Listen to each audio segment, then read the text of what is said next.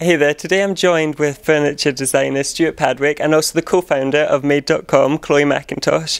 And we're talking today because Steuart's, of course, designed some amazing things for mydeco, and just maybe like discussing how did you two kind of start out and how did you join forces together? So we actually initially met when I was working for mydeco as head of design. We collaborated on a couple of projects, and when we started talking about mydeco, I think it felt quite natural to talk to Steuart and discuss with him the idea, but also whether there is an opportunity to collaborate on a product. Thinking about the design process, what are some of the key things that you have to think about when you're designing a product such as this desk?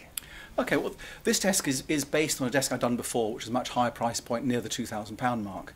And obviously, that's not going to be available to most people. It was getting lots of press coverage, lots of interest, but still small sales. So it seemed great, the opportunity with Made to do this essentially the same desk, but it's slightly simpler, slightly smaller, but essentially the same, and a bigger market. And now this is done very well. A lot more people had it. There's been lots of interest, and it's sometimes you just try and refine it.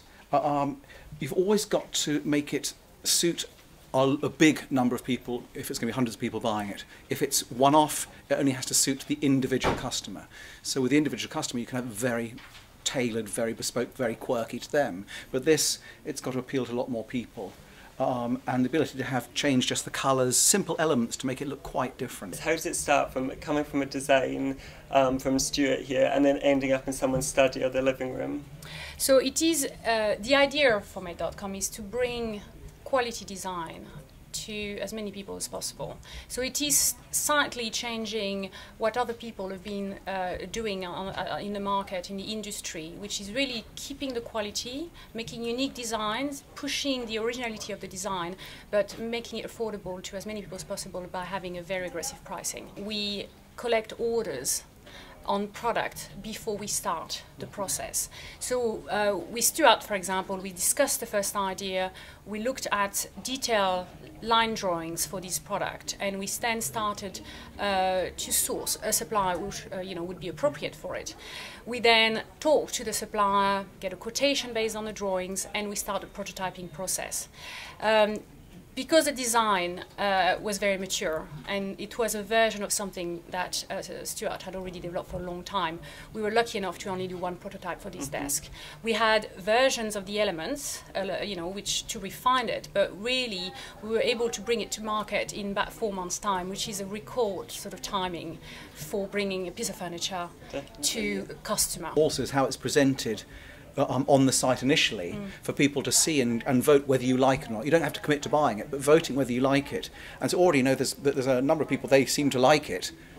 It takes a lot of the risk out, and it's worth then putting it into production because you know there's getting a feedback, positive feedback. Crowdsourcing is definitely one of the facets of the business model, which is not only, I think, fun. People and more customers just like to interact a bit more. They like getting closer to the product, and this gives them the opportunity to actually have a bit of an input. Just thinking about design as an inspiration, you have lots of really funny stories about where your inspiration comes from. This obviously is the school desk. I mean, I love the school desk. Nice to have the school desk feel, but with a more sophisticated feel to it. A leather bench called the Pig Bench for Benchmark furniture, and that was a complete copy, if you like, of a vaulting horse. But I love that texture of things. Simply brought it down, and stubbier, and somebody else kept calling it the Big Bench, and I kind of warmed to the name. Penguin Wine Hod, that started off.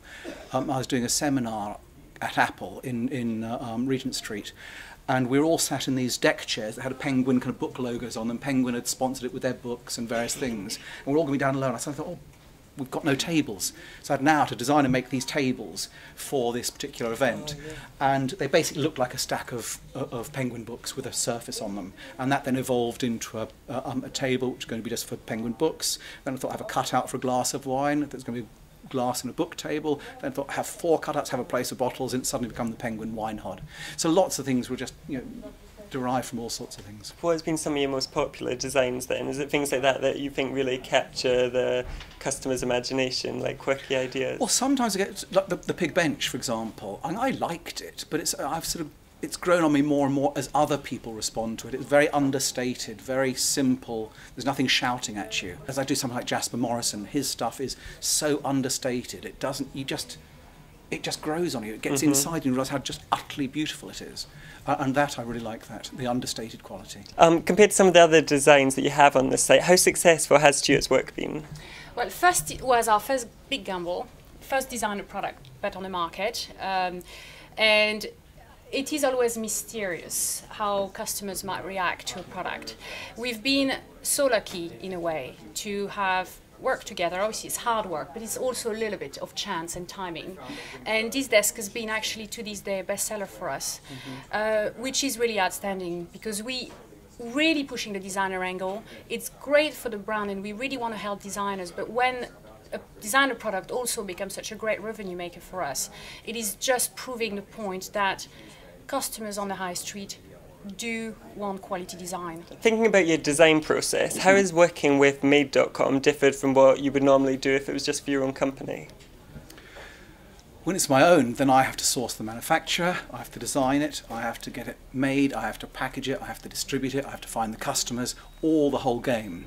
Whereas with mydeco, and in fact with many other manufacturers, you will then design a piece and you perhaps get a smaller royalty or a fee, but they then have to distribute it, they have to manufacture it, and then you get on to the next design. It's a much quicker space involvement with a product.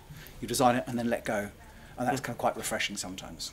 What are some of the key trends that you think will be coming out in 2011? Well, one of the things that does seem to be, there's a lot more colour out there. In the past, colour has always been the thing that's got into magazines, draw people into the shops, and they say, okay, now let's have the all oak version or the white version, the calm version. But slowly there seems to be more interest actually in buying the colours, and that seems to be starting to build and starting to happen in other places. Even places like John Lewis are starting to bring colour in.